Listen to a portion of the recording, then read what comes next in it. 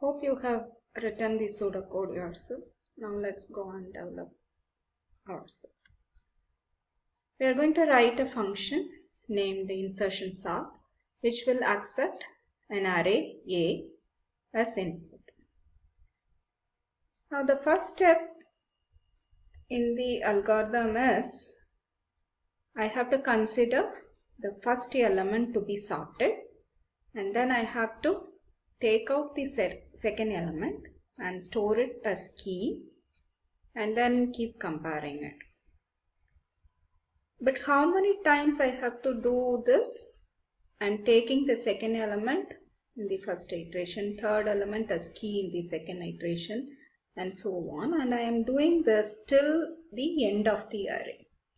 So definitely we need a loop to do this process, and since the number of times we need to do this process is known, we will go for a for loop.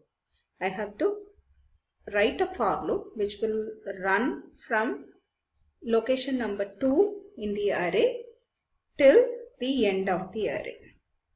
So let's write a for loop. For j is equal to 2 to length of a, we are taking the jth element in a and storing it as key. Now once we have done that, the next process is comparison. I have to compare the key to the element immediately to the left of the key. So if key is this in the second position, I need the first position to start with. If key is in the third position, I want the second position and the first position and so on. And this comparison has to go till a of I is greater than the key, or the element in the sorted array is greater than key, and I should not cross the lower limit of a. So I should have two conditions. One is I'll initialize to the element, initialize I to the element which is to the immediate left of the key. So key is j, element at j, so I will be j minus 1, and when I make a comparison, I should not go beyond the left index. So I will say while I greater than 0 and a of I is greater than key, then I have to shift the element in I to in position I to I plus 1. So we say a of I plus 1 equal to a of I, and then we go to the element in the left. So I is equal to I minus 1. So once this is over, when a of I is less than key, then I know that I have found an element which is less than the key. So I have to insert the key to the next of the current I. So I'll say a of I plus 1 equal to key. Now this is the pseudocode that we have developed. So how to verify that what we have developed is indeed correct? We can work out with some example and say that the example is giving the solution and therefore it can be working. But that is a very informal way of showing the correctness. When we take an instance of the input and show the correctness of the algorithm, it might work for that particular instance but might fail in some other case. So there should be a formal way of establishing the correctness of the pseudocode.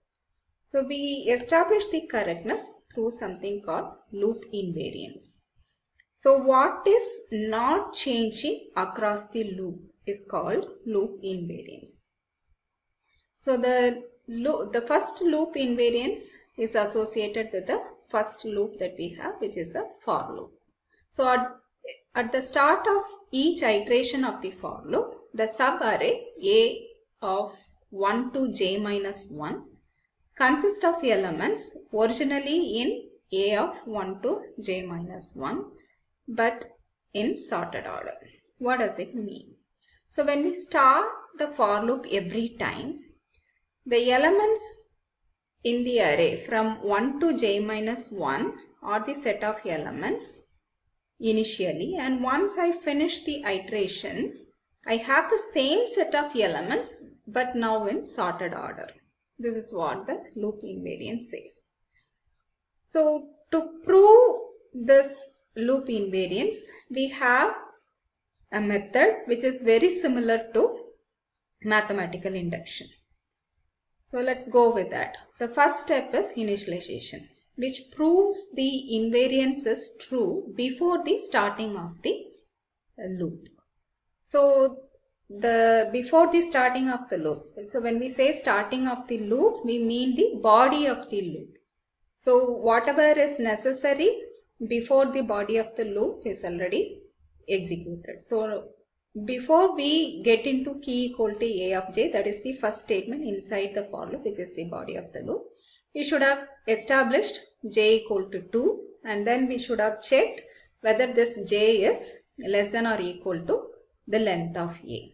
These two things we should have already done. So by now j is equal to 2. And what is j minus 1? It is 1 since j is 2. So we have a of 1 to 1, which is just one element. So when we have one element, it is the element, it was there already in A, and the first element is sorted. That is the first condition that we have seen in the example. The next step is the maintenance, which will establish the loop invariance. At the beginning of one iteration, it is true, and it is true before the next iteration of the loop. That is, the loop invariance is true before the execution of an iteration and at the end of the iteration also. Since the body of the for loop has another loop, we will state the loop invariance associated with the while loop.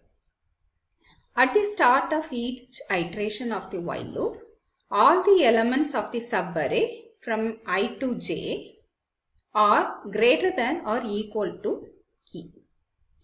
So what we mean here is that when we start the while loop, I is equal to j minus 1. J is 2 initially, so I is equal to 1. And this a of I should be greater than key. Then only we can go and execute the statements of the while loop. So before the starting of the while loop, we have I is equal to 1 and a of 1 is greater than key. These two things are ensured for us. If at all I should enter the while loop.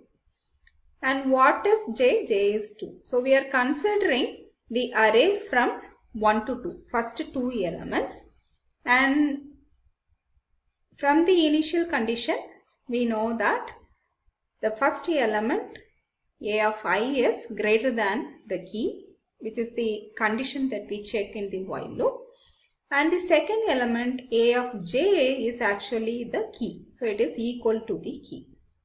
So the initialization has ensured that the loop invariance associated with the while loop is true.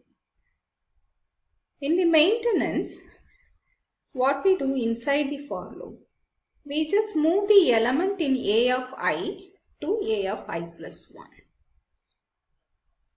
What we had in a of I plus 1, for the first instance, we had the key. The element we had in I plus 1 was moved to key. So when I move a of I to a of I plus 1, we are just moving the elements which are known to be greater than the key. So, and moreover, a of I plus 1 also was having a value which was at least equal to the key. So thereby we prove that the element between I and j in the array is greater than or equal to the key. The last step, termination with the while loop, gives us the useful property to prove that we are indeed doing the sorting. The while loop is actually moving the elements to the right. And when we do so, we are not destroying any data. The A of j element is actually copied to key, and we restore that key back to A at the end of the while loop, which ensures that the element from 1 to j contains the elements which were there in the array already, and now we have sorted using the while loop. So when the for loop terminates, what is the final value of j? J runs from 2 to length of A. Suppose if length of A is n. When for loop exits, it would have checked for n plus 1. Till n the condition is true, the for loop is going to enter, and finally j will be incremented to n plus 1. At that time it will not be less than or equal to the length of A, and therefore it will exit. So when for loop exits, the value of j is n plus 1. When we substitute in the invariance, A of invariance of for loop, which is stating A of 1 to j minus 1 consists of elements that were originally in the array but now in the sorted order, we can substitute instead of j minus 1, now we have n plus 1. So the minus 1 and plus 1 get cancelled. So we have the array elements from 1 to n, which are the elements which were there in the array. So we do not lose any data or modify any data, but now it is in the sorted order, which was the loop invariant statement that we have stated and we have proved now. Therefore, we have established the correctness of the insertion sort.